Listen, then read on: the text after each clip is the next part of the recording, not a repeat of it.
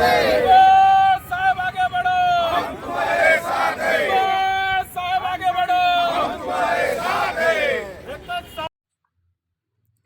छत्रपती संभाजीनगर नाशिक राज्य मार्गावर विंचूर येथे भुजबळांचे समर्थकांचं रास्ता रोको आंदोलन।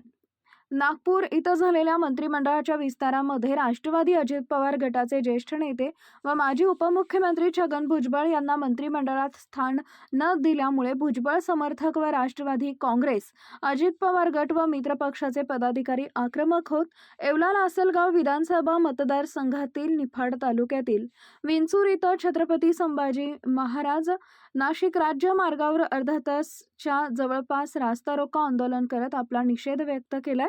भुजबळांना योग्य सन्मान न दिल्यास याहीपेक्षा तीव्र आंदोलन करण्याचा इशारा देण्यात आलाय। यावेळी वाहतूक कोंडी होत वाहनांच्या लांबच लांब रांगा लागल्या होत्या। विंचूर या ठिकाणी सकाळी 10 वाजता 10:30 वाजता विंचूर चौफुलीवर सगळ्यांच्या सहकार्याने राष्ट्रवादी काँग्रेस आणि इतर सगळ्याच्या साहेबावर प्रेम करणाऱ्या सर्व नागरिकांच्या वतीने रस्ता रोको भव्य दिव्य असा रस्ता रोको या ठिकाणी करण्यात आला।